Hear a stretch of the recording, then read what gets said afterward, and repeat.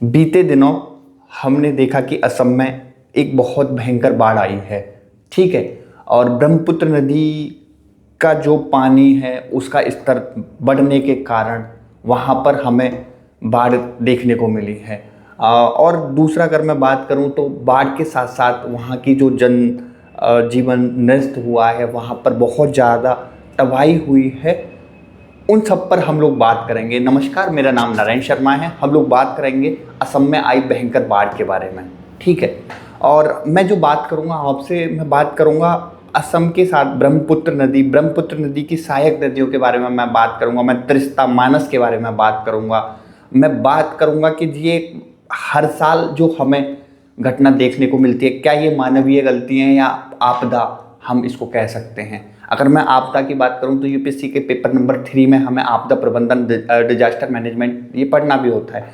तो मैं बात करूंगा हम क्या ये प्रशासनिक गलती भी कह सकते हैं या नहीं, या हम मानवीय गलतियां भी कह सकते हैं या नहीं, या हम इसको प्रॉपर तौर पर एक आपदा ही मानेंगे जो कि कुदरत के द्वारा कहर जो बरसा है।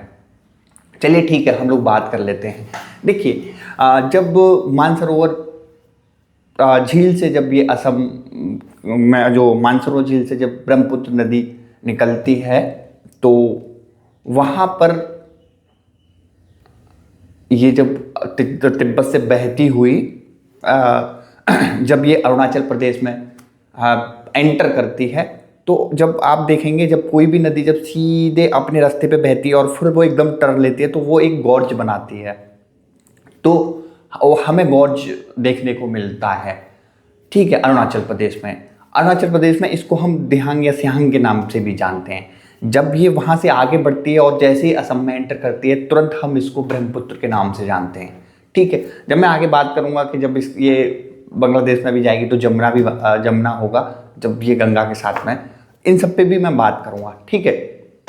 तो अब मैं बात करता हूँ, जब ये नदी असम में एंटर करती है तो और अरुणाचल प्रदेश में रहती है तो इसमें मानस, त्रिस्ता, बराक, ठीक है, और कोपले नदी भी इसमें मिलती हैं। अगर मैं बात करूँ मानस और त्रिस्ता की, तो इनमें क्या होता है, जल अच्छा खासा बहता है। ऐसा नहीं है कि जल का बहाव कम होता है। तो जब ये सहायक नदियाँ आकर अपना पानी भी ब्रह्मपुत्र में लगा देती हैं तो ये एक बहुत बड़ा क्षेत्र को कवर अप करती हैं। दूसरा, अगर इसमें मेन कारण मैं बात करूं तो जब पर्वतीय क्षेत्रों में जब बारिश होती है मानसून के टाइम पर, तो वहाँ पर बारिश बहुत अच्छी खासी होती है। अगर मैं बात करूं मौसिनराम में चेरापूंजी की मैं बात करूं, चेरापूंजी की मेघालय में बात करूं, तो वहाँ पे भी बारिश होती है और वहाँ सबसे ज़्यादा बारिश होती है। वहाँ का भी ढल का पानी भी इसमें आके मिलता है, तो इसका पानी का स्तर बहुत ज़्यादा हो जाता है। और जब पहाड़ों पर ढलानों वाले स्थानों पर जब बारिश होती है तो वहाँ पर वो कंकड़ पत्थर और जो रेतीले वो हैं उसको भी साथ बहा के लाती है। जब ये बहती है तो किनारों की साथ में कटाई भी करती है, जिसके कारण इसमें बहुत ज़्यादा की मात्रा में पाई जाती है गाद इन द सेंस मैं कह सकता हूँ आपको, जो मिट्टी घोल और कंकड़ पत्थर का पूरा एक घोल मैं बोलूँ, वो एकदम गाद की। अब वो सारा जब आता है तो कहीं ना कहीं जो पानी बहता है तो वो रुकना शुरू हो जाती है। पानी का जो बहाव पूरा अच्छे से नहीं हो पाता है, तो वो क्या करती है कि साथ काटना शुरू कर देती है। और जब ये बहता है तो जब रास्ता नया होने के कारण ये फिर मैदानी भागों में एंटर कर जाती है। जब ये मैदानी भागों में एंटर कर जाती है तो यही एक बाढ़ का रूप ले लेती है। क्लियर? आपने समझा कि मेन फैक्टर क्या था? पानी, मानसूनी बारिश, बादल फटने की घटना भी हमें साथ के साथ इसमें देखने को मिलती है।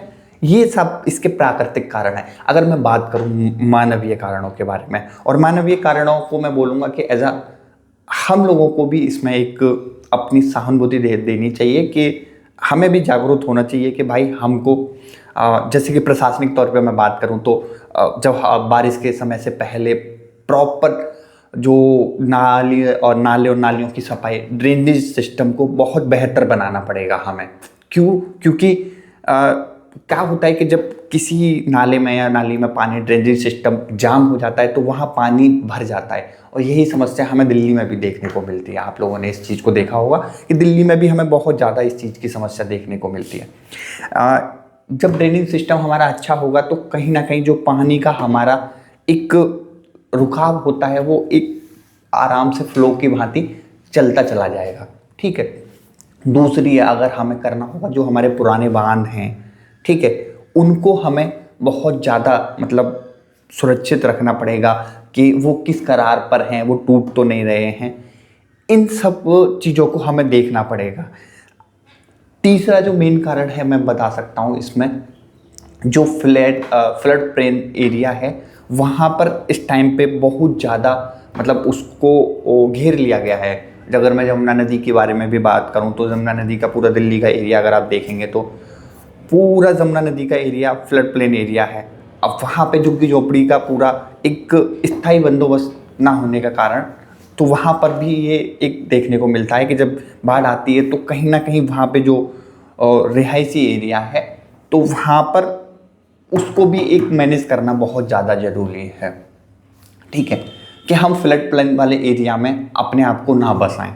ये एक मेन कारण हो सकता है इसको, क्योंकि अगर ये सारी चीज़ें हम बचेंगे तो कहीं ना कहीं हम जो एक जान मान का खतरा होता है वो बहुत कम हमारे लिए उत्पन्न होगा, ठीक है। और दूसरी चीज़ और एक और सबसे शानदार चीज़ मैं आपको बताने की कोशिश करूँगा कि जब एक बाढ़ आती है तो वो वहाँ की जीवनचर्या को नष्ट नहीं करती, वो वहाँ के फसल वगैरह को नष्ट करती है, जीवनचर्या को नष्ट करती है, परंतु जो सबसे ज़्यादा नष्ट करती है वो वहाँ के लोगों की उम्मीदों को नष्ट करती है। कि एक परिवार जो पिछले 4-5 40-50 साल से रह रहा है, और जब वो 4-5 साल से, जब मैं बात करूँ आगे 40-50 साल तक रहता है, और जब एकदम उसको ये देखने को मिलता है तो कहीं ना कहीं उसकी एक उम्मीद बिल्कुल ख़त्म हो जाती हैं कि क्या, क्योंकि इसमें एक नए नए फैक्टर होते हैं कि कुछ कहते हैं कि मानवीय गलती है, प्रशासनिकीय गलती है, मौसम की आपदा, क्योंकि हर चीज़ हम मौसम की आपदा पर नहीं डाल सकते। तो ये हो गई हमारी मानव जनित गलतियों का कारण, ठीक है। अब तीसरा जो सबसे मेन बाढ़ आने का मेन पॉइंट है वो है आपका वनों की कटाई। आपने एक कॉन्सेप्ट सुना होगा, झूम की खेती हम लोग करते हैं। तो झूम की खेती में क्या होता है, बेसिकली तौर पर जब हम वहाँ के पूरे एरिया को नष्ट कर देते हैं, नष्ट करने के बाद में जंगल वगैरह को काटते हैं, काटने के बाद में वहाँ खेती करते हैं, 10-20 साल के बाद में फिर उसको छोड़ देते हैं। तो ये एक फसल का पैटर्न है, परंतु जो हम लोग वनों की कटाई करते हैं ना, वो भी एक बहुत बड़ा बाढ़ आने का कारण रहता है। क्योंकि जब पेड़ पौधे होते हैं तो उनकी जड़ें होती हैं जो मिट्टी को पकड़े हुए होती हैं, और जब बाढ़ वगैरह आती है तो वो जड़ें इतनी ज़्यादा मजबूत होती हैं कि वहाँ पे मिट्टी का कटाव, जिसको हम अपर्दन बोलते हैं, वो ना हो पाता है। तो कोशिश हमें ये भी करना है कि इसको हमें रोकना पड़ेगा, ठीक है। अब बाढ़ आने के बाद में जब मानवीय कृत कारण हो गया, जो हमारी गलतियां हो गई, उसके साथ साथ में जब बाढ़ हुआ तो उसके बाद में जो मेन समस्या उत्पन्न होती है वो समस्या उत्पन्न होती है स्वास्थ्य संबंधित समस्याएं। जब पानी जब खाली हो जाता है, देन उसके बाद में जब कीचड़ होती है तो वहाँ पर मच्छर वगैरह बहुत ज़्यादा होते हैं, डेंगू का खतरा हमें उत्पन्न होता है, मलेरिया, ये सारी समस्याएं हमें बहुत ज़्यादा उत्पन्न होती हैं। तो कहीं ना कहीं अब देखेंगे तो मानवीय कृत्य के बाद में एज अ मानव को भी समस्या स्वास्थ्य संबंधित सबसे ज़्यादा झेलने को मिलती हैं, ठीक है। उसके साथ साथ में जो मेन और सबसे ज़्यादा जो हम खाने पीने की दिनचर्या है वो हमारी नष्ट होती है। फसल को सबसे ज़्यादा बड़ा नुकसान होता है इसमें, और फसल को बहुत ज़्यादा नुकसान होता है, क्योंकि जब बारिश आती है तो सब कुछ तबाह हो चुका होता है। जब कीचड़ होती है तो वहाँ हम प्रॉपर तौर पर उत्पन्न नहीं कर सकते हैं, ठीक है। अब ये मेन कारण थे। अगर मैं बात करूं इसमें अब निवारण की, तो जैसा कि मैंने बताया कि निवारण के तौर पर सबसे बड़ा मुझे काम जो करना पड़ेगा, ड्रेनेज सिस्टम को मजबूत करना पड़ेगा, पुराने जो बांध हैं उनको मजबूत करना पड़ेगा, उसका रख रखाव करना पड़ेगा, फ्लड प्रेन एरिया में लोगों का बसाव ना हो, हमें उसका भी ध्यान देना पड़ेगा। दूसरा, हमें एक और मैं सबका नाम लेता हूँ, कैचमेंट एरिया का भी वो करना पड़ेगा। जैसे कि कैचमेंट एरिया क्या होता है उसके बारे में मैं आपको बताऊंगा अभी आगे चल के, ठीक है। हमें कुछ कैचमेंट एरिया का भी बंदोबस्त करना पड़ेगा। ये मेन पूरा पॉइंट ऑफ व्यू है कि निवारण के तौर पर हम क्या कर सकते हैं। इंटीग्रेटेड बेसिन मैनेजमेंट भी हमें करना पड़ेगा, जैसे कि नदी घाटी प्रबंध की भी हमें व्यवस्था करनी पड़ेगी। ये सारे हमें निवारण काम करने पड़ेंगे।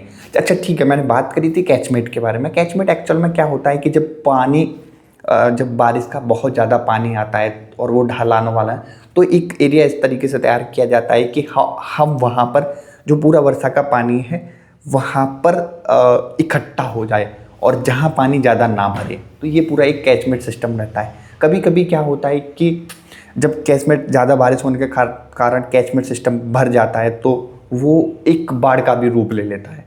तो ये भी हमें ज़्यादा ध्यान देना पड़ेगा इसके बारे में भी। ठीक है, जब मैं बात कर रहा हूँ आपसे असम के बारे में, तो आपने देखा होगा कि बहुत सारे एरिया में हमें देखने को मिलता है। अगर मैं बात करूँ केरल में भी आप लोगों ने देखा होगा लैंडस्लाइड हमें देखने को मिलती है। तो ये सारी चीज़ें ज्योग्राफी की दृष्टि से बहुत ज़्यादा महत्वपूर्ण है, क्योंकि इनसे ही हमें जो हमारी दिनचर्या है वो हमें देखना पड़ेगा। तो बेसिकली तौर पर 2-3 टॉपिक ऐसे हैं, जैसे कि मैंने बाढ़ के बारे में आपको क्लियर बता दिया कि मेन जो कॉन्सेप्ट कहाँ से क्या रहता है, उस पर थोड़ा सा आप लोग ध्यान दीजिएगा। ठीक है, अगर मैं बात करूँ असम के बारे में, तो आपने देखा होगा असम चारों तरफ से घिरा हुआ है। अगर अरुणाचल प्रदेश, मेघालय, त्रिपुरा, ठीक है, नागालैंड, ये पूरा एरिया पूरा घिरा हुआ है। और सबसे ज़्यादा जब पानी का जब बहाव आता है तो ये सबसे बड़ी एक समस्या का जड़ उत्पन्न होती है, और वही कारण है कि जो आगे बढ़ के हमारा बाढ़ का रूप ले लेती है। ठीक है सर, तो ये क्लियर हुआ। और आई थिंक मुझे लगता है कि इसमें आपको यही सारी चीज़ थी जो आपको एक बेहतरीन तरीके से समझ में आ गई होगी। चलिए ठीक है, फिर ऐसे ही एक अच्छे और नए टॉपिक के साथ में मैं आपसे फिर मिलूँगा। तब तक के लिए नमस्कार दोस्तों।